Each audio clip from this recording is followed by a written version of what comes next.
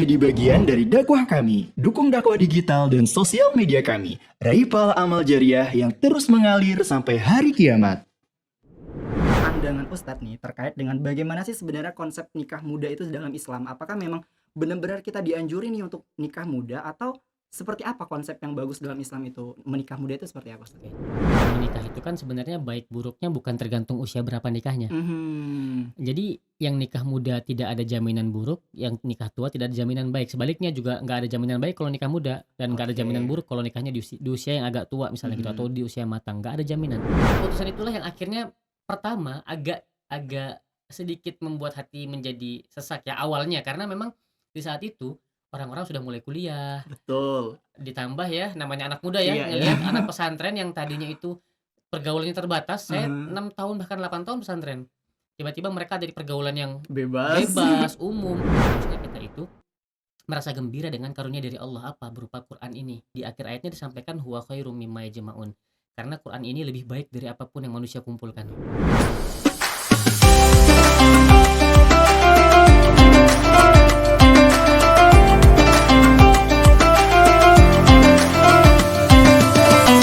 Bincang bareng Mafas. Assalamualaikum warahmatullahi wabarakatuh, teman-teman Quran dari seluruh penjuru Nusantara. Kembali lagi di BBM, Bincang bareng Mafas. Nah, BBM kali ini tuh berbeda dari BBM sebelumnya, karena BBM ini itu spesial banget buat nemenin teman-teman ngabuburit di bulan Ramadan kayak gitu. Nah, kalau kemarin teman-teman udah nyaksiin Kak Wirda Mansur sama Ustazah Oki yang datang di sini. Nah, sekarang kita nggak kalah, narasumbernya itu nggak kalah keren dari Kak Wirda. Beliau ini seorang influencer dan udah banyak banget ngisi di berbagai sekolah, di universitas. Dan kalau teman-teman juga pasti nggak asing kalau lihat channel Amar TV. Beliau ini salah satu kori juga dari channel Amar TV. Assalamualaikum Ustaz Rizal Wahid. Waalaikumsalam warahmatullahi Gimana Ustaz wabarakatuh. kabarnya? Alhamdulillah baik, Alhamdulillah. alhamdulillah, alhamdulillah. Ustaz sekarang kesibukannya apa Ustaz? Alhamdulillah sekarang kesibukan merintis beberapa lini usaha, dan juga Mhm. alhamdulillah kalau di waktu-waktu yang ada luang kosong kita berbagi sharing keilmuan Masya insyaallah dengan Allah. berbagai lapisan Masya Allah. masyarakat. Berarti produktif banget ya. Mudah-mudahan, Termasuk di Ramadan mudah-mudahan. ini berarti banyak juga yang akan diisi Ustaz. Insyaallah Masya alhamdulillah Allah. cukup cukup lumayan alhamdulillah. Ramadannya gimana Ustaz? Alhamdulillah, Oke, Masya alhamdulillah, Allah. alhamdulillah lancar semuanya insyaallah. Alhamdulillah, Masya Allah. Nah, sekarang mungkin beberapa teman-teman di sana tuh belum kenal nih sama Ustadz Rizal Oke. Wahid. Mungkin kita ta'aruf dulu ya teman-teman sama Ustadz Rizal Wahid. Nah, kalau saya sih ada sedikit nih. Kalau Ustadz Rizal Wahid ini, saya bacain dikit ya Ustadz. Nanti Oke. Ustadz spill lebih dalam lagi gitu ya. Hmm. Nah, Ustadz Rizal Wahid ini kelahiran 1994 dan beliau ini adalah founder Aminatur, betul ya Ustadz ya? Betul, betul. Kemudian juga pasti teman-teman mungkin udah sering ya ikut kelas pranikah beliau. Beliau ini adalah CEO jagonya pranikah. Betul, Nah, kalau alhamdulillah. santri Ustadz, kalau dibilang tentang nikah tuh pada semangat biasanya Masyaallah. menggelogar semangat ya tuh kalau membahas tentang pranikah. Nah, mungkin kita sedikit ta'aruf lebih dalam lagi nih Ustadz Ya. Rizal. Boleh Ustadz. Ustadz ini asalnya dari mana? Kemudian juga apakah memang dari kecil itu mendalami ilmu Al-Qur'an atau seperti apa Ustadz? Atau termasuk yang orang-orang hijrah gitu Ustadz? Oke. Baik. Bismillahirrahmanirrahim. Jadi sebenarnya saya ini berasal dari Kalimantan. Kalimantan, Dari sebuah kota di Kalimantan Tengah namanya Pangkalan Bun. Pangkalambun. Tapi masih bisa naik pesawat 1 kali dari Jakarta. Oh gitu, Jadi masih nggak masih transit ada. ya? Nggak ada langsung. Betul, Jadi betul, langsung betul. bisa langsung naik pesawat 1 kali.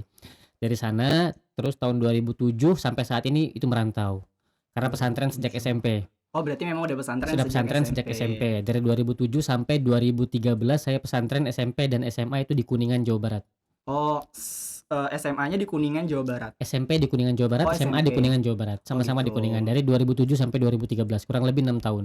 Oh, betul. Setelah itu lanjut di pesantren Quran di Rumah Quran Bandung itu 1,5 tahun dari 2013 sampai 2014 Itu akhir. SMA. Setelah lulus SMA. Oh, setelah lulus SMA Jadi masuk. total nyantri itu hampir 8 tahun. Kalau ditotalin ya. Kalau ditotalin, nyantri yang bener-bener pesantren formal gitu ya, itu 6 tahun, yang non formalnya kurang lebih hampir 2 tahun, 1,5 tahun lah. Kurang lebih sampai tahun 2014 akhir. Baru 2014 akhir itu bulan Desember hijrah ke Jakarta. Disinilah mulai merintis berbagai macam jalan karir yang pengen saya jalanin gitu ya, dari mulai usaha, terus juga berlatih dan juga belajar public speaking, lalu menulis dan lain sebagainya. Seperti itu. Kalau dibilang apakah saya dari kecil udah mendalami Quran, Kalau dibilang sampai mendalami sih enggak, cuma kalau sudah mulai ngafal Quran iya. Sejak SMP? Sejak SD. Oh, sejak SD? Kelas 3 SD sudah mulai ngafal Quran. Sudah mulai ikut saat Oh, itu ada namanya Musabaqah Tilawatil Quran. Tingkat provinsi sampai waktu itu. SD pada saat itu ya? SD kelas 3. Disitulah awal mula memang sudah mulai ada interaksi dengan Al-Quran. Belum sampai level mendalami tapi baru sekedar dikenalkan oleh orang tua. Levelnya Mhm, menghafal. mhm. Sampai akhirnya lulus SD itu dapat kurang lebih 2 juz, 30 sampai 29 Juz belakang ya, juz Ustaz ya? belakang. Baru kedekatan ataupun interaksi dengan Quran ini dilanjutkan dan diperdalam mulai di pesantren. Di pesantren. Bahkan di SMP pun belum diperdalam sih, baru Mhm. sekedar ya namanya juga orang baru lulus SD ya, Betul, kadang betul, yang betul. dipikirin adalah main, main, dan Main-main, main betul. gitu. Walaupun di pesantren ketika SMP itu saya termasuk yang lolos seleksi takhusus namanya saat itu. Jadi Mhm, ada santri-santri khusus yang memang dari sekian ribu santri itu dikhususkan kurang lebih 30 sampai 50 orang yang dia punya program intensif namanya mhm, takhusus. Jadi setiap pagi itu dia nggak belajar. Yang lain belajar, di jam pertama itu kita ngafal di masjid. mhm, Tetap namanya anak SMP nggak serius, nggak fokus, sehingga keluar dari pondok pesantren di SMP itu pun nggak maksimal. mhm. Pun di SMA. Di SMA pun belum yang semangat banget, udah mulai ada ketertarikan untuk memperdalam Quran, tapi baru lagi-lagi levelnya baru sekedar menghafal dan belajar kulit-kulitnya aja. Betul. Baru sekedar nyari-nyari tahu motivasinya apa sih dan lain sebagainya, tapi masih naik turun. Mhm. Nah, sehingga keluar SMA itu dapat kurang lebih 7 juz saat itu. Keluar SMA 7 juz. Dapat 7 juz, 1, 2, 3, 4, 28, 29, 30. Mhm, Nah, tapi di akhir-akhir masa SMA sebelum lulus, disitulah mulai ada kebimbangan antara saya lanjut kuliah kemana ya, lanjut kuliah atau harus apa gitu. Karena dulu mhm, punya 2 mimpi. Mimpinya yang pertama ke Madinah, mimpi yang kedua adalah ya udah kalau nggak ke Madinah di Indonesia deh tapi pengennya negeri gitu. mhm, Qadarullah ada jalannya sebenarnya yang kedua ini, masuk salah satu perguruan tinggi negeri di Jabodetabek mhm. yang cukup dikenal juga. Cuman nggak tahu kenapa di last minute nelpon orang tua saat itu, secara khusus juga ayah saat itu. Karena saat itu kan keputusan semua dibantu oleh ayah juga. Ibu sih support-support aja. Akhirnya diputuskan sepertinya saya harus gap year. Jadi Gap saya nggak year. nggak kuliah. Keputusan akhirnya adalah setelah berbicara panjang dengan orang tua berkali-kali, sepertinya saya harus punya satu keahlian khusus dulu Mhm, sampai akhirnya bisa masuk ke dunia perkuliahan gitu. Ya udah, akhirnya yang dipilih adalah ya udah pengen dalamin Quran aja. Disitulah baru mulai bener-bener dalamin Quran di rumah, Quran di Bandung itu. Mulai mendalami, mulai menghafal, mulai mempelajari mhm. hikmah-hikmahnya, tafsirnya dan lain sebagainya itu ketika di Bandung, hampir 2 tahun di Bandung, di rumah Quran Sahabat Al-Quran saat itu. Di bawah bimbingan Ustadz Abdul Aziz Abdul Rauf kalau Sekarang masih antum ada rumah kenal. Quran ya, Ustaz? Masih ada, makin besar alhamdulillah. Assalamualaikum teman-teman dari sahabat Quran ya, Ustaz? Sahabat Al-Quran, Sahabat Sahal, orang-orang bilangnya Oh, Sahal. Sahal. Tahu, tahu, tahu, kenal, Di kenal. Bandung. Nah, dari situlah alhamdulillah dan keputusan itulah yang akhirnya pertama agak agak sedikit membuat hati menjadi sesak ya awalnya karena memang di saat itu orang-orang sudah mulai kuliah, Betul. ditambah ya namanya anak muda ya Iya, iya. ngelihat anak pesantren yang tadinya itu pergaulannya terbatas. Saya Heeh. 6 tahun bahkan 8 tahun pesantren. Tiba-tiba mereka ada di pergaulan yang Bebas. bebas, umum. Ada sedikit jiwa muda itu ngerasa aduh enak ya Mhm, hidup seperti itu gitu. mhm. Di saat saya pun udah lulus SMA masih pesantren lagi gitu. Betul. Interaksi masih terbatas, kemana-mana masih terbatas, handphone pun terbatas gitu. Mhm, Sampai akhirnya keresahan-keresahan itu hilang ketika diyakinkan oleh guru saya saat itu Ustadz Agus Subagio Al-Hafiz. Beliau mengatakan seorang muslim yang sedang bersama Quran itu harusnya nggak usah galau dengan yang seperti itu. Masya Beliau lalu Allah. membaca sebuah ayat yang ayat itu akhirnya menjadi penguat dan pengingat bagi kita santri-santri ini saat itu. Beliau membacakan ayat qul bifatillah wa birahmatihi fabidzalika falyafrahu huwa khairum mimma yajma'un. Jadi ayat itu berbicara tentang bahwa harusnya kita itu merasa gembira dengan karunia dari Allah apa berupa Quran ini. Kenapa kita harus gembira dengan karunia Quran ini? Di akhir ayatnya disampaikan huwa khairum mimma yajma'un. Karena Quran ini lebih baik dari apapun yang manusia kumpulkan. Masya Jadi Allah. kalau kita bersama Quran itu udah lebih baik dibanding apa yang orang lain kumpulkan. Masya Allah. Orang lain ngumpulin A, B, C, dan D, tapi kita fokus bersama Quran itu udah jauh lebih baik. Masya Allah. Sehingga oke bismillah, rasa gundahnya galaunya dipatahkan. Tapi justru keputusan yang awalnya digalauin inilah yang akhirnya saat ini disyukuri. Justru Mhm. saat ini berkata, alhamdulillah dulu milih jalan itu Oh gitu. ini maksud Allah gitu ya Ustaz ya? Iya, nah Betul seringkali betul dalam betul. hidup kan seperti itu Iya ya. betul betul. Ketika pertama kali Allah ngasih jalan hidup A, seringkali kan kita nggak terima kadang. Betul. Kok begini sih jalannya ya Iya Allah? betul. Tapi setelah 5 tahun baru kita ngerasa, oh ini jalan Ini dia ya. yang memang saya butuh memang ini Betul gitu. betul. Karena memang Allah lebih tahu apa yang kita butuh. Di saat Betul. kita kadang hanya tahu apa yang kita mau. Betul. Nah, Masya alhamdulillah Allah. keputusan saya untuk gap year itulah yang justru pada akhirnya membawa saya pada rasa syukur yang saat ini terus-menerus saya coba ikhtiarkan, panjatkan kepada Allah Subhanahu wa taala karena memang efeknya sampai sekarang terasa betul keputusan Masya saat itu. Allah. Dan saya berpikir kalau seandainya nggak gap year saat itu, saya langsung lanjut kuliah mungkin saya nggak bisa ada di titik ini gitu. Nggak mungkin duduk di sini. Mungkin nggak duduk di sini gitu. Kita nggak pernah tahu seperti Betul itu betul kan. betul. Allahu a'lam. Mungkin itu sih titik perjalanan singkat Masya Allah Masya Allah. dari seorang Rizal Wahid. Baik teman-teman, kurang lebihnya mungkin teman-teman udah kenal ya sosok Ustadz Rizal Wahid ini dan kita udah tahu ya bahwa ternyata memang beliau ini dari kecil memang orang tuanya support ya Ustadz ya. Memang support untuk anaknya. Belum tahu nih, Ustadz anak keberapa Ustadz kalau boleh tahu? Sesuai namanya. Oh anak yang pertama, Masya Allah. Berapa Alhamdulillah, bersaudara Ustadz? dari 5 bersaudara. 5 bersaudara, Ustadz anak pertama. Anak pertama. Masya Allah. Beliaunya anak pertama dan keluarganya dan alhamdulillah sejak kecil ternyata memang beliau ini sudah disupport ya, sudah disupport oleh keluarganya memang untuk masuk pesantren. Kurang lebih tadi kalau di totalin itu 8 tahun ya Ustadz ya? 8 tahun kurang lebih, 6 tahunnya yang formal, 2 tahunnya yang non formal. Kurang lebih seperti itu. Jadi kita nggak mungkin ngeraguin beliau lagi ya kalau soal ilmu Al-Qur'annya. Insya Allah beliau udah santri tulen nih, udah 8 tahun santri tulen gitu. Nah itu tadi sedikit perkenalan tentang Ustadz Rizal Wahid dan tadi ada sedikit hal yang mungkin perlu teman-teman garis bawahi ya. Tadi ada motivasi potongan ayat dari Ustadz siapa tadi Ustadz? Nama Ustadznya? Ustadz Agus Ustadz Subagio. Ustadz Agus kalau nonton Masya Allah makasih banget atas motivasi yang diberikan melalui Ustadz Rizal dan diantarkan juga kepada kami pada saat ini. Sesungguhnya kita itu kan nggak boleh apa ya, kayak nggak boleh galau ya karena kita tuh udah dikasih Al-Quran loh gitu. Al-Quran tuh nikmat yang paling tinggi ya Ustadz ya. Betul. Kita dikasih istri yang soleh, kita dikasih anak-anak, kemudian dikasih harta dan sebagainya. Itu kalau nggak dilengkapi dengan nikmat Al-Quran ya nggak seberapa gitu ya Ustadz ya. Betul. Masya Allah. Oke, selanjutnya itu tadi sedikit ta'aruf nih. Kita udah ta'aruf sama Ustadz Rizal Wahid. Nah sekarang kita, karena sekarang bulan Ramadan, mungkin beberapa teman-teman juga ya yang teman-teman ini butuh nih Ustadz, kayak mungkin ada yang sekarang belum ngelis nih tujuan selama Ramadan ini ngapain aja gitu ya. Biasanya kan kalau kita Ramadan pengen khatamin berapa kali gitu. Nah kalau Ustadz Rizal Wahid ini punya tips apa sih dalam menjalanin Ramadan setiap tahunnya gitu? Bismillah, sebenarnya Ramadan itu hanya akan benar-benar maksimal kalau kita ikhtiarkan dengan maksimal. Nah, salah satu bentuk ikhtiar maksimal itu namanya persiapan. Nah, idealnya sebenarnya persiapan itu dilakukan jauh-jauh hari, bukan dimulai ketika Ramadan sudah tiba. Betul. Seperti orang ibaratnya ya, kalau ibaratnya kita nih nggak pernah naik gunung misalnya, seumur hidup nggak pernah naik gunung, tiba-tiba dipaksa naik gunung, apa yang terjadi? Waduh. Kakinya kram, paling minimal kakinya kram. Bisa juga pingsan. Bisa juga pingsan, ada Betul, potensi betul, ke sana. betul, Kenapa? betul. Karena tidak ada latihan dan tidak ada persiapan. Betul.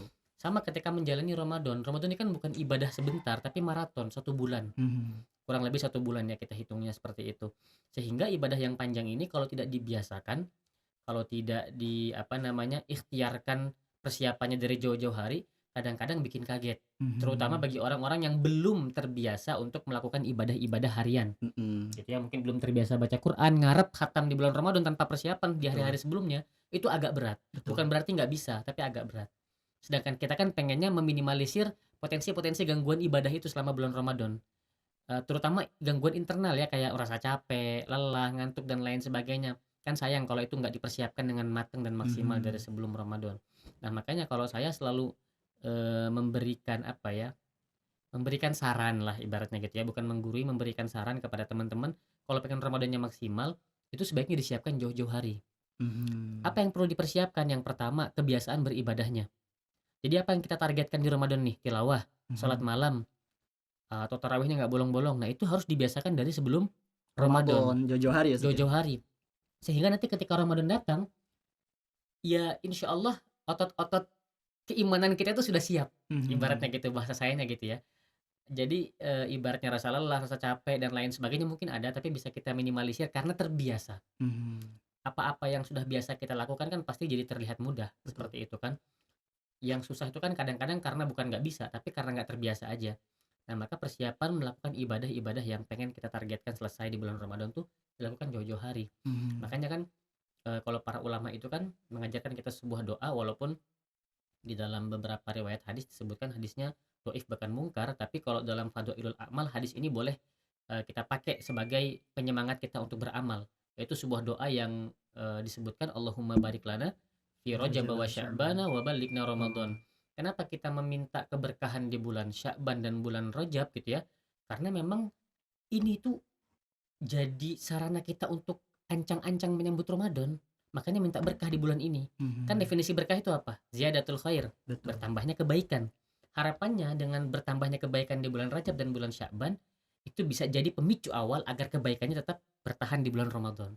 Jadi itu biasanya saya menyarankannya persiapan untuk melakukan ibadah-ibadah yang pengen kita targetkan selesai di bulan Ramadan. Persiapan yang kedua, persiapan ilmu. Biar semangatnya bertambah. Orang itu kan kadang semangat ngelakuin sesuatu karena tahu keutamaannya, tahu feedbacknya, tahu apa yang akan dia dapat dari situ, dia semangat. Tapi ketika dia nggak tahu dengan apa yang dia jalani, biasanya cenderung patah di tengah Betul. jalan karena bingung. Saya ngapain melakukan ini gitu, Iya, nggak ada betul. semangatnya gitu. Nah, maka penting kita menambah pengetahuan tentang Ramadan. Paling minimal ketahui tujuannya. Minimal jangan sampai kita beranggapan bahwa Ramadan itu hanya tentang puasa 1 bulan. Menahan lapar dan dahaga saja. Kalau kayak gitu kan, ya itu kayak puasanya anak kecil. Betul. Anak kecil, anak TK, anak SD banyak yang bisa seperti itu. Tapi kita yang dibebankan kewajiban oleh Allah di umur yang sudah balik, maka puasa kita levelnya sudah berbeda. Harus sesuai dengan tujuannya, yaitu ujung ayat perintah puasa kan, la'allakum tattaqun, agar kalian bertakwa. Jadi gini, saya tuh mengibaratkan puasa itu kayak kendaraan yang kita naiki untuk sampai ke tujuan. Jadi Allah siapin nih sebuah kendaraan namanya puasa. Kamu naik kendaraan ini, silahkan pakai kendaraannya supaya sampai ke tujuan. Tapi ketika naik kendaraan belum tentu sampai ke tujuan. Contoh, teman-teman Mafas pengen rihlah nih, nyewa bis. Pengurus pengennya bis ini supaya pergi ke Pantai Anyer misalnya. Ternyata teman-teman santri gitu ya, miskomunikasi. Taunya ke Bandung. Malah ke Bandung. Padahal bisnya sudah benar nggak? Betul. Benar, Biasanya tapi udah tujuannya keliru. Artinya kendaraan yang benar tidak menjamin tujuan yang benar. Betul. Nah, makanya sudah Allah kasih tujuan yang benar, jangan sampai kita nggak tahu tujuannya. Yaitu la'allakum tattaqun, bertakwa. Sehingga puasa kita itu harus bikin kita makin taat sama Allah. Pandangannya dijaga, lisannya dijaga, pendengarannya, perasaannya dan pikirannya, seperti itu. Persiapan yang terakhir tuh doa. Jadi meminta kepada Allah, kalau sekarang sih minimal bertemu dulu deh. Kalau sekarang minta sama Allah, ya Allah bisa bertemu Ramadan deh, kan gitu. Minimal gitu ya. Jangan merasa aman gitu. Wah, 5 hari lagi tenang aja, atau 4 hari lagi, atau berapa hari lagi, atau segala macam lagi, atau Ramadan masih seminggu lagi dan lain sebagainya. Jangan. Nah, maka kita harus membiasakan buat tahun depan juga nih, jauh-jauh hari itu udah minta ke Allah. Ya Allah, tolong pertemukan saya dengan Ramadan, pertemukan dan mampukan, kuatkan untuk bisa jadi orang yang taat, seperti itu. Masya Allahu a'lam. Berarti ada 3 ya saya tadi. Pertama adalah kita memang prepare. Apapun itu kita harus prepare, termasuk ketika kita masuk bulan Ramadan itu kita memang harus prepare ya Ustaz ya. Jauh-jauh hari, karena memang ya kayak tadi Ustaz udah bilang bahwa ketika seseorang itu naik gunung kan, orang yang belum pernah naik gunung tiba-tiba disuruh naik gunung ya belum tentu bisa sampai ke puncak Ustaz. Mungkin sampai tapi ya tertatih-tatih, mungkin ada berdarah, mungkin ada luka dan sebagainya, ketimbang orang yang udah sering naik gunung, mereka udah terbiasa gitu ya, lebih sedikit lukanya gitu. Yang kedua tadi adalah kita memperdalam nih ilmu tentang puasa. Kita belajar fikih puasa, kita belajar ilmu-ilmu tentang Ramadan. Apa sih tujuan kita berpuasa di bulan Ramadan itu yang kedua. Yang ketiga adalah tadi apa Ustaz? Doa, betul. Doa itu penting banget karena kan kita bisa jadi ya 1 hari sebelum Ramadan, nauzubillah min zalik nih, kita udah berharap bakal masuk nih, tapi Allah nggak tahu ya ajal kita nggak tahu kapan kita mati, kapan kita mati, dan kita tidak tahu ya Ustaz ya, tidak tahu itu. Makanya kita harus berdoa seperti itu. Jadi ada 3 tips tadi dari Ustadz Rizal Wahid, teman-teman boleh catat. Itu adalah tips yang sangat bagus banget nih buat kita, seperti itu. Terima kasih banyak Ustadz Rizal atas tipsnya. Nah, sekarang kita masuk ke inti pembahasannya Ustadz. Ini agak seru nih Ustadz. Kalau santri bahas tentang ini itu pada teriak-teriak. Ini kita bahas tentang nikah muda Ustadz. Baik. Kalau boleh tahu Ustadz nikahnya umur berapa Ustadz? Apaan Ustadz? Kalau saya nikah umur 21. Masya Allah. Saya sekarang 23. Belum nikah Ustadz. Nggak apa-apa. Karena setiap orang kan punya jalan takdir yang berbeda-beda. Betul. Operator udah nikah belum? Baik. Nah, sekarang ini ada pertanyaan nih Ustadz.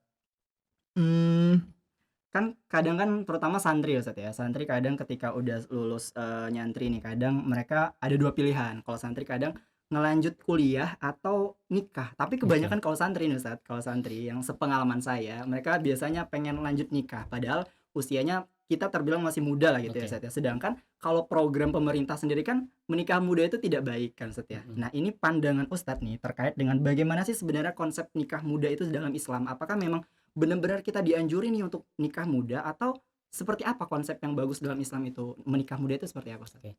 Baik, bismillah. Jadi kalau menikah itu kan sebenarnya baik buruknya bukan tergantung usia berapa nikahnya. Mhm. Jadi yang nikah muda tidak ada jaminan buruk, yang nikah tua tidak ada jaminan baik. Sebaliknya juga nggak ada jaminan baik kalau nikah muda dan nggak ada jaminan Oke. buruk kalau nikahnya di usia yang agak tua misalnya gitu atau Mhm. di usia matang, nggak ada jaminan. Jadi baik buruknya pernikahan itu bergantung kita, pada persiapan kita, pengetahuan kita tentang pernikahan itu, kesiapan mental kita, kesiapan apa namanya, finansial kita, fisik kita, kesehatan kita, iman, ilmu dan lain sebagainya. Sehingga sebenarnya kuncinya gini, teman-teman yang mau, nikah dulu baru kuliah silahkan, teman-teman yang mau kuliah dulu baru nikah silahkan, Atau atau yang nyambi. nyambi dua-duanya juga silahkan. Yang nggak boleh itu adalah membandingkan kita sama orang lain. Betul betul betul. Artinya, "Kok dia udah nikah saya belum sih?" Nah Iya, itu jangan, nggak boleh ya, Ustaz, ya? nggak boleh. Berarti kalau kayak gitu kita belum punya prinsip sebagai seorang pribadi. Mhm. Karena pilihan antara nikah dulu atau kuliah dulu atau baru nikah dulu ataupun dua-duanya langsung barengan, itu kan tergantung target hidup masing-masing orang. Mhm. Nah, kita itu paling bisa banget loh ngelihat kesiapan diri kita sejauh apa.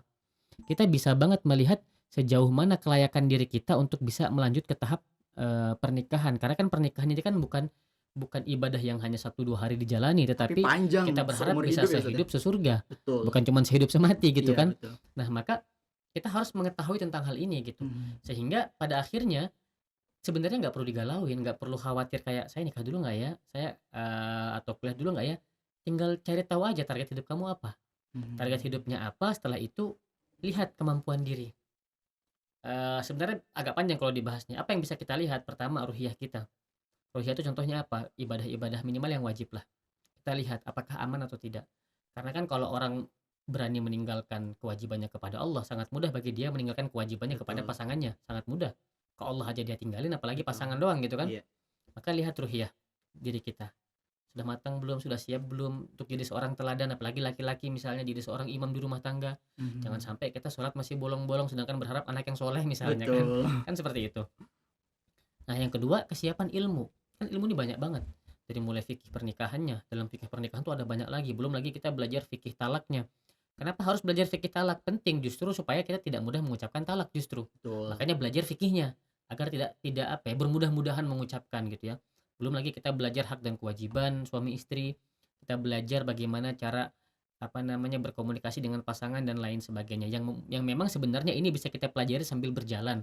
Tapi karakteristik cinta ilmu itu kan bisa terlihat dari sebelum kita menikah. Mhm. Kalau orangnya dari sebelum menikah memang malas-malas belajar ya setelah menikah jangan harap jadi tiba-tiba rajin belajar gitu. Mhm. Akan agak sulit untuk mencapai level itu.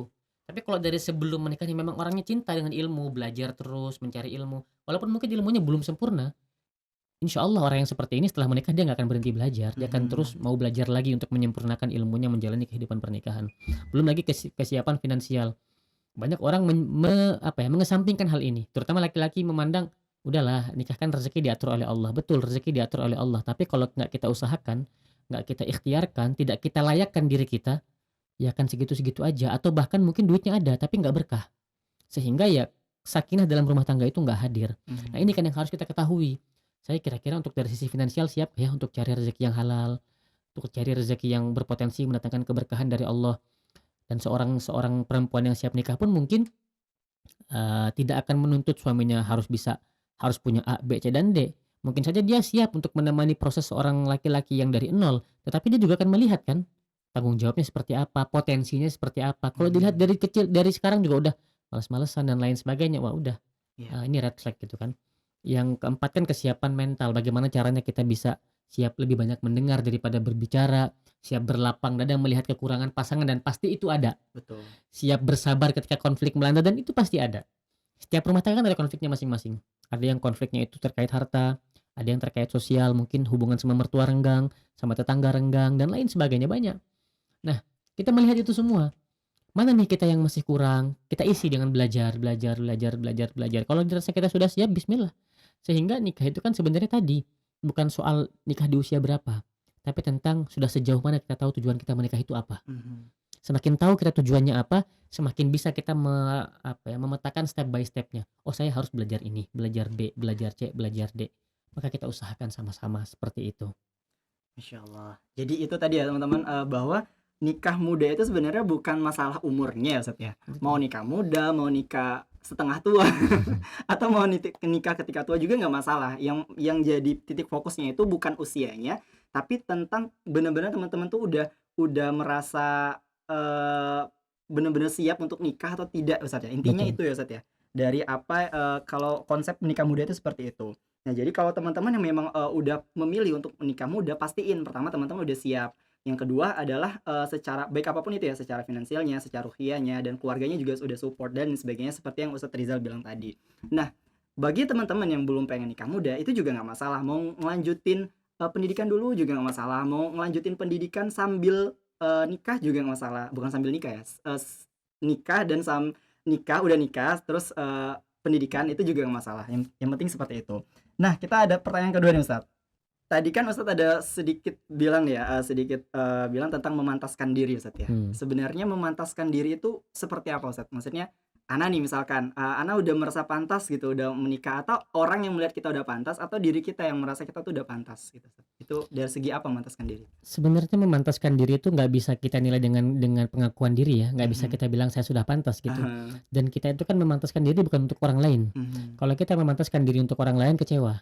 Pertama kecewa, kedua berpotensi nggak dapat kebaikannya. Kalau Karena kita kita menyandarkan, betul, karena kita menyandarkan ikhtiar kita memantaskan diri kepada manusia. manusia. Nah, maka kita memantaskan diri itu untuk Allah. Untuk apa? Supaya Allah melihat kita layak untuk Mhm. menyandang amanah menjadi entah kepala keluarga kalau kita jadi seorang suami ataupun sebagai seorang istri kalau kita seorang wanita seperti itu kan. Nah, maka teman-teman yang dirahmati oleh Allah, memantaskan diri itu bukan tentang bagaimana caranya supaya saya ini pantas di mata calon pasangan, pantas di mata calon mertua dan lain sebagainya, tidak, tetapi kita bagaimana caranya melayakkan diri kita di hadapan Allah supaya Allah ridho sama kita. Kalau Allah ridho sama kita, lainnya beres. Mhm. Sisanya beres. Bagaimana cara melayakkan diri di hadapan Allah? Ya udah, jadi seperti yang Allah mau. Apa yang Allah mau? Wa ma khalaqatul jinna wal insa illa liya'budun. Allah nggak nyiptain kita dan jin itu kecuali untuk beribadah. Sehingga semuanya itu harus ada kaitannya sama ibadah. Kita sibuk di luar, sibuk di rumah, sibuk mengurusi bisnis, sibuk mengurusi pendidikan, semuanya harus ada korelasinya sama ibadah. Sehingga kalau Allah anggap kita ini layak, Allah anggap kita ini pantas, harapannya nanti semua dimudahkan oleh Allah Subhanahu wa taala. Toh, bukankah tujuan menikah itu ibadah? Mhm. Kalau seandainya kita menikah itu untuk orang lain, memantaskan dirinya untuk manusia, khawatirnya melenceng dari nilai ibadah. Betul. Yang ada nanti niatnya pengen ibadah, ketika menikah justru malah makin banyak maksiatnya di dalam pernikahan. Apakah ketika sudah menikah seorang suami dan istri bisa bermaksiat? Bisa banget. Misalnya di dalam rumah saling menzolimi, hak dan kewajiban sama-sama tidak memenuhi, Mhm. sama-sama tidak saling memberikan kewajiban satu sama lain gitu. Kan bisa bermaksiat atau bermaksiatnya di luar rumah. Bisa banget. Bisa Siapa banget. yang bilang setelah menikah godaan nggak akan datang? Justru lebih banyak. Justru lebih Ya. banyak, justru lebih besar. Betul. Karena itu ujiannya di situ. Kan buktinya banyak, beritanya banyak, berita perselingkuhan, berita KDRT dan lain sebagainya. Ini kan pertanda bahwa waliyadzubillah tadinya niatnya ibadah malah jadi musibah. Kenapa? Kita khawatir awalnya mungkin tidak disandarkan kepada Allah Subhanahu wa taala, berharapnya kepada calon pasangannya. Dia mempersolek dirinya, mempersolek ibadahnya semua hanya untuk dilihat layak oleh pasangannya dan juga calon mertuanya. Padahal kita itu mantasin diri bukan untuk mereka-mereka itu. Kita mantasin diri supaya Allah nilai kita layak dan pantas sehingga Allah ridho sama kita. Dengan cara apa tadi? Jadi hamba yang Allah mau, beribadah kepada Allah. Maksimalkan ibadahnya. Orang kan kalau maksimal ibadahnya, dia akan turunannya itu akan benar turunannya. Dari sisi keilmuan dia akan semangat. Kan gitu kan kalau ahli ibadah. Dari sisi finansial dia akan semangat berikhtiar. Bukan berarti ketika jadi orang ahli ibadah kita itu harus punya uang segudang ya. Alhamdulillah kalau punya ya gitu ya. Kalaupun enggak kan minimal kita punya pengetahuan dan apa ya, perasaan diawasi oleh Allah bahwa sebagai seorang manusia saya itu harus ikhtiar. Berapa yang saya bawa urusan Allah dari pekerjaan itu. Yang penting saya ikhtiar aja semaksimal yang saya bisa. Kan Allah nyuruhnya seperti itu. Saya, melakukan apa yang saya bisa, caranya halal, legal, berkah, bismillah saya bawa gitu. Toh kalau halal, legal, dan berkah, insya Allah akan cukup terus. Betul. Syukur-syukur halal, legal, berkah, dan banyak gitu Banyak. kan. Nah Bonus ya itu kalau ada bonus banyak. seperti itu. Dan itu yang kita minta kepada Allah. Iya, Kita kan betul. mintanya banyak aja Betul, gitu dan betul, betul. berkah. Allah kasihnya sedikit ya udah nggak apa-apa gitu. Nah tetapi kalau kita sudah pantasin diri di hadapan Allah dengan ibadah yang baik, ya tadi turunan-turunan tuh akan selesai, turunan-turunan yang lain tuh ya kayak keilmuan, terus juga mental, kesehatan, finansial itu akan Allah bantu, kasih Betul. jalannya seperti itu. Jadi membataskan diri itu harus karena memang kita pengen cari muka di hadapan Allah, Masya bukan cari Allah. muka di hadapan manusia seperti itu. Masya Allah. Itu tadi, kuncinya adalah kita memantaskan diri itu bukan untuk calon suami atau calon istrinya atau kepada, mertuanya, calon mertua itu. Kita harus memang memantaskan diri itu untuk Allah.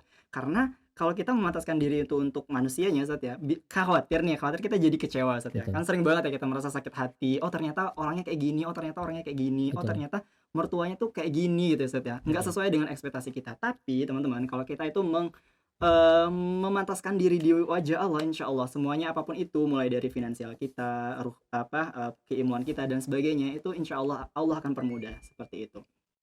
Pertanyaan selanjutnya untuk Ustadz.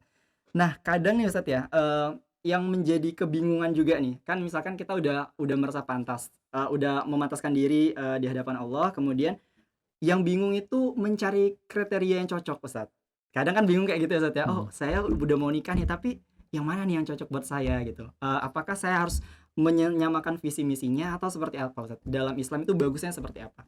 Baik, bismillah. Pertama ketika kita memilih, jodoh atau menentukan kriteria, satu hal yang harus kita pahami bahwa tidak ada manusia yang sempurna. Tidak ada manusia yang Tidak ada sempurna. manusia yang sempurna. Jadi kalau kita berharap kriteria yang terlalu sempurna, insya Allah nggak nikah-nikah gitu.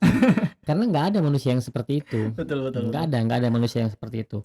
Nah maka patokan kita apa? Apa yang Rasulullah Shallallahu Alaihi Sallallahu Wasallam alaihi wasallam. sampaikan kan bahwa seorang wanita itu dinikahi karena 4 hal. Mhm. Pertama karena kecantikannya, kalau laki-laki berarti karena ketampanannya, yang kedua karena nasabnya, yang ketiga karena hartanya, yang keempat karena agamanya. Kata Rasul, pilihlah yang karena agamanya. Nah, Imam Ahmad mengatakan ketika kita mentadabburi hadis ini, mempelajari hadis ini, maka ikuti urutannya. Ikutin urutannya. Urutannya. Jadi ketika memilih pasangan, lihat dulu wajahnya, fisiknya. Mhm. Kalau kita ridho dengan fisiknya, kita oke dengan fisiknya, dengan wajahnya dan lain sebagainya, lanjut lihat garis keturunannya. Mhm. Kalau kita Nasabnya. ridho dengan kondisi keluarganya dan lain sebagainya, ini penting loh. Karena banyak orang tuh memandang menikah hanya menikah dengan calon istrinya atau calon suaminya aja. Tanpa Padahal melihat. ketika dia menikah, betul dia menikah dengan seluruh keluarga yang dia bawa. Betul. Kadang-kadang nanti setelah menikah baru menyesal, Iya. keluarganya Oh begini ternyata kayak gini begini amat keluarganya. keluarganya Iya. kan gitu. Minimal kalaupun keluarganya agak-agak gimana gitu ya, kita udah tahu dari sebelum menikah gitu. Jadi Betul, udah ada persiapan dan nggak kaget setelah menikah, nggak ada betul. penyesalan-penyesalan lah. Kalau kita lihat keluarganya udah, oh saya siap nih sama keluarga yang seperti ini gitu ya. Omongannya pada teriak-teriak misalnya kan, Mhm. omongannya pada kenceng-kenceng, bismillah saya siap misalnya gitu. Lanjutkan. Baru lihat hartanya. Kalau kita ridho sama hartanya, sumber penghasilannya, bagaimana cara dia eh, mengelola hartanya gitu. Lanjut, baru lihat agamanya. Nah, agamanya jadi penentu kata Imam Ahmad. Letaknya di akhir, tapi jadi penentu. Mhm. Karena kalau kita lihat agama di awal, wih agamanya bagus nih. Kalau kita lihat wajahnya kita nggak ridho, nggak jadi deh. Berarti kita nolak karena Karena wajah, wajah, bukan karena karena faktor agamanya. duniawi. Betul, betul, betul. Makanya Imam Ahmad mengatakan agama itu diletakkan di Di belakang, belakang, tapi penentu. penentu. Ini adalah garis akhir yang menentukan lanjut atau enggak. Mhm. Karena kalau wajah oke, harta udah oke, nasab Nasab oke, oke. agamanya ternyata enggak, ya kita nggak lanjut. Karena Betul. ini penentunya. Penentunya Penentunya karena agama agama, itu, bukan betul, karena harta. betul. Kenapa sih kita penting untuk melihat itu tadi wajah, agama, nasab dan juga harta? Karena tadi meminimalisir kekecewaan yang berlebihan ketika setelah menikah. Mhm. Terutama kan terkait harta misalnya. Penting kan kita mengetahui calon pasangan kita ini punya hutang atau tidak.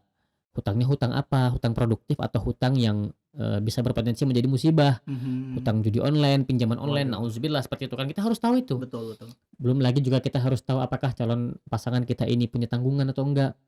Jangan sampai setelah menikah kaget ternyata dia masih nanggung orang lain, nanggung adiknya, Mhm. nanggung orang tuanya. Tapi kalau dari sebelum menikah sudah tahu kan, oh dia nanggung orang tuanya, siap saya backup dan saya bantu. Ya udah Mhm. lanjutkan. Jangan penyesalan-penyesalan itu baru diutarakan setelah menikah. Menikah. Karena kurangnya kita mencari tahu latar belakang calon pasangan kita seperti itu. Dan memang nggak akan bisa sempurna mencari tahunya. Makanya saya bilang kan, Ustaz gimana ya cara cari tahu kekurangan pasangan dan lain sebagainya sebelum menikah? Ya kita hanya bisa melihat apa yang zahir saja dan hanya bisa mendengar dari kesaksian orang-orang terdekatnya saja. Terdekatnya Adapun apa yang dia tutupi ya kita nggak tahu. Makanya kita hanya bisa meminta tolong kepada Allah gitu, kepada Allah. supaya Allah lindungi kita dari orang-orang yang berpotensi malah menjauhkan kita dari Allah atau berpotensi membawa kemudaratan pada hidup kita seperti itu. Itu yang bisa kita lakukan. Nggak bisa ngorek dari A sampai Z kita tahu semua sebelum menikah, itu sulit. Karena kita kan nggak punya wadahnya.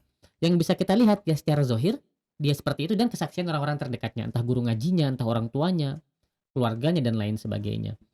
Nah, jadi ketika kita memilih jodoh tentukan kriteria sesuai pertama mengikuti apa yang Rasul tadi ajarkan, terutama sisi agamanya. Kalau paling minimal ya untuk laki-laki sholat berjamaah dan lain sebagainya. Tetapi ala kulli hal sisanya carilah kriteria-kriteria yang bisa melengkapi kehidupan kita. Kan kita yang lebih tahu ya kita butuhnya sosok yang seperti apa. Cuman jangan lupa tadi, jangan sampai mencari yang terlalu sempurna karena itu Iya. nggak pernah ada. Itu Nggak nggak pernah nemu-nemu ada. nantinya nih Nggak pernah, nikah. nggak pernah ada. Cukuplah hanya orang yang minimal dia sudah takut sama Allah. Secara pandangan terkait kehidupan beragama dia sudah sama kita. Terus juga cara dia memandang kehidupan setelah kematian itu juga sama dengan kita, kehidupan akhirat maksudnya ya. Itu penting. Kenapa? Kesamaan visi misi itu membuat potensi konflik di rumah tangga itu agak berkurang lah.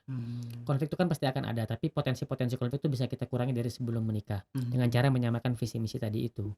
Wallahu a'lam bishawab.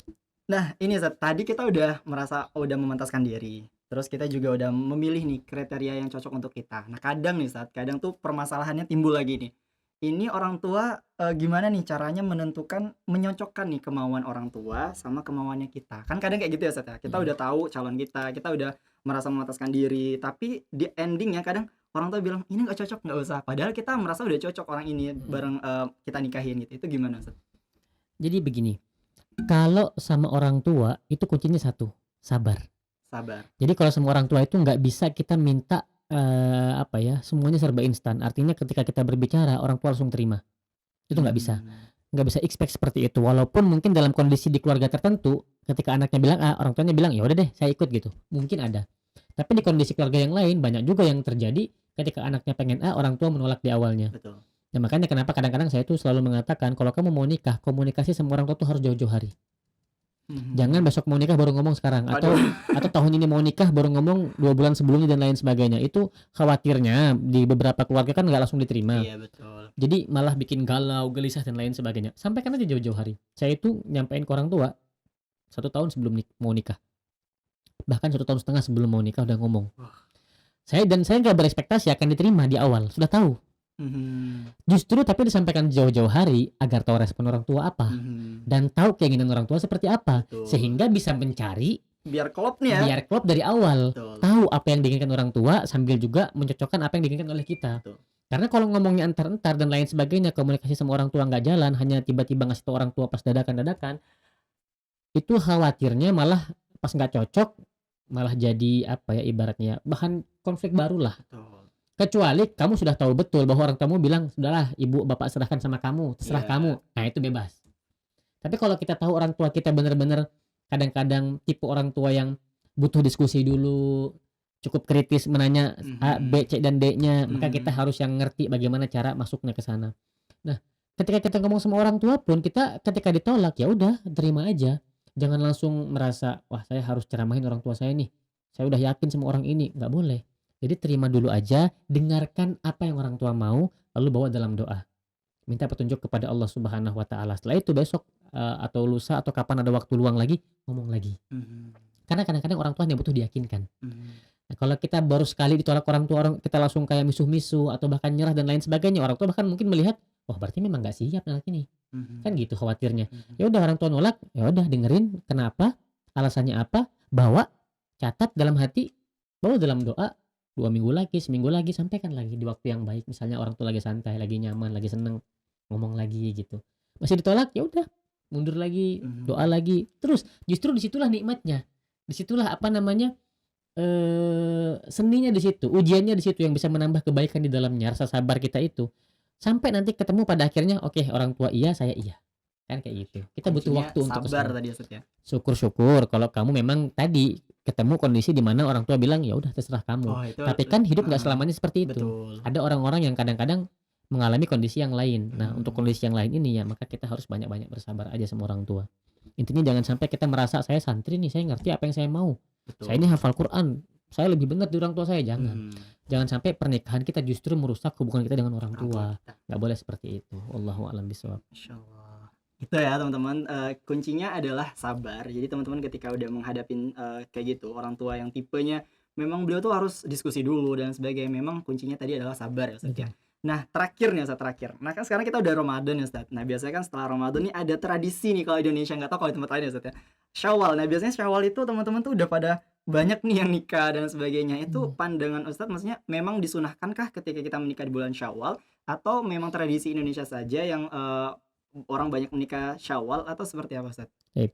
Memang sebenarnya nikah di bulan Syawal itu punya keutamaan tersendiri. Mmm, Karena memang ada apa namanya, contohnya di zaman Rasulullah Shallallahu Alaihi sallallahu alaihi Wasallam. wasallam. Tetapi bukan berarti pada akhirnya karena mengejar keutamaan yang ini kita mengabaikan keutamaan-keutamaan yang lain. Contohnya kan dalam pernikahan itu kan banyak komponen ya. Tadi Mhm, komponen orang tua, dari segi kita persiapannya seperti apa, calon kita persiapannya seperti apa, ini harus diperhatikan. betul. Ketika kita punya target nikah bulan Syawal, ya jangan baru nyiapin sekarang juga dong, kan gitu. Iya, Kecuali memang semua sudah oke, iya, sudah tinggal jalan gitu. Tapi kalau kita masih bolong di sana sini, jangan paksakan harus awal tahun ini. Nggak bisa, jangan sampai kita mengejar satu keutamaan tapi mengabaikan keutamaan-keutamaan yang lain. mhm, Perasaan orang tua, kesiapan kita, keberkahan ibadahnya dan lain sebagainya. Takutnya malah ditabrak semua. mhm. Dan kalau memang kita nikah niatnya Syawal, harusnya persiapannya jauh-jauh hari Jauh-jauh hari sebelum bulan sebelum Syawal. Syawal. Disiapkan semua. Orang tua dikondisikan sampai bilang oke, calon mertua juga dikondisikan sampai bilang oke, calon pasangan juga dikondisikan, kita pun mengkondisikan diri dengan persiapan-persiapan yang baik sehingga bisa nanti menikah di bulan Di bulan Syawal Syawal. seperti itu.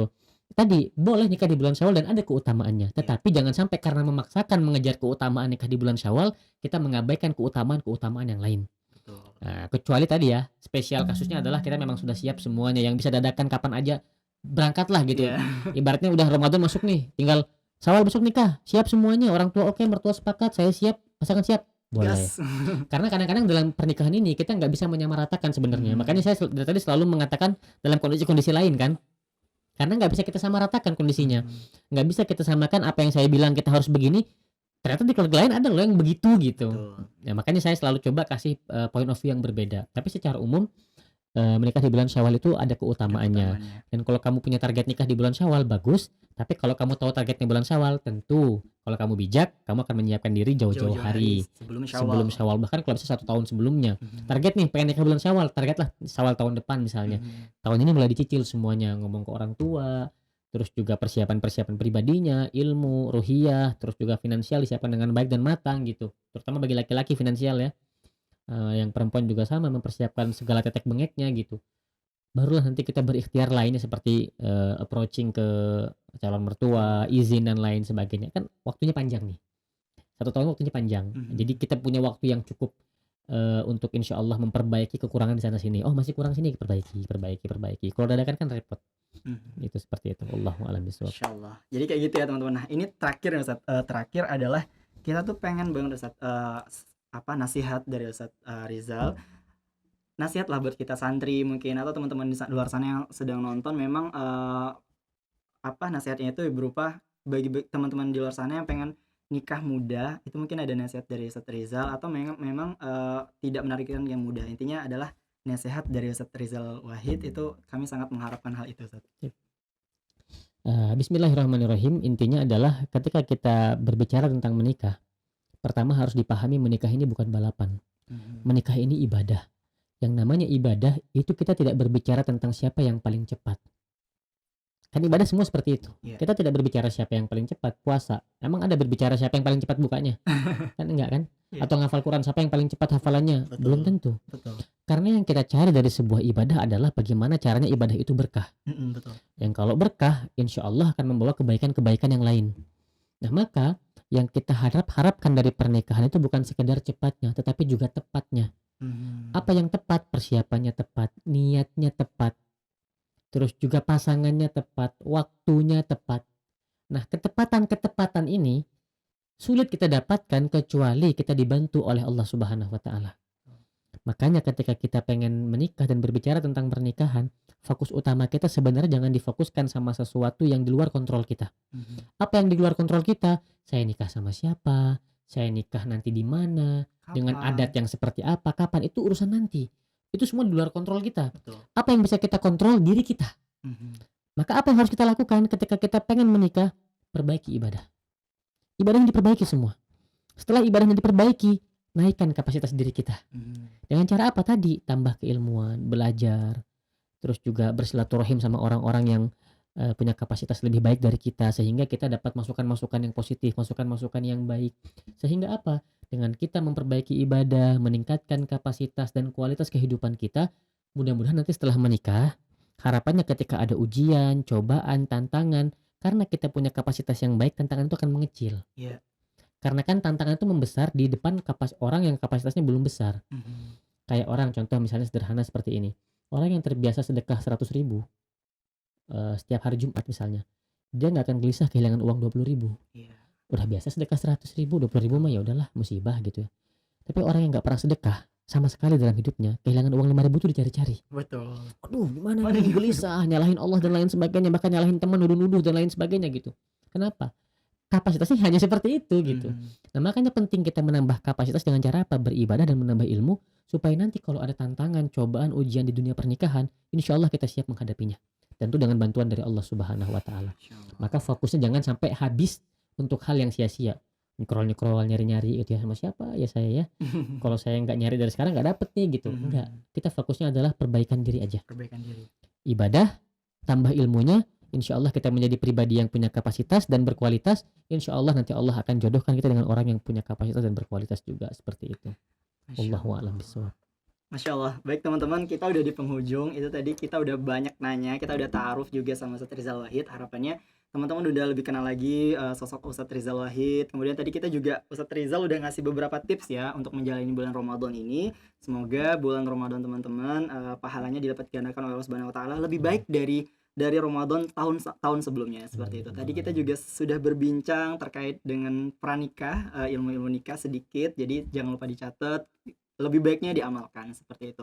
Mungkin itu saja Ustaz, terima kasih banyak. Jazakallahu khair atas ilmunya, semoga sehat selalu, dimudahkan semua urusannya. Amin ya rabbal alamin. Amin insyaallah. Kalau boleh tahu Ustaz udah punya anak berapa Ustaz? Saya udah 2 alhamdulillah. Oh udah 2 anaknya, Masya Allah. Alhamdulillah. Masya Allah, Masya Allah. Nah, baik teman-teman semuanya, kita udah di penghujung. Terima kasih banyak sahabat Quran di seluruh penjuru Nusantara. Selamat berbuka puasa. Saya Robi Azhar dan Ustadz Rizal Wahid mohon undur diri. Assalamualaikum warahmatullahi wabarakatuh.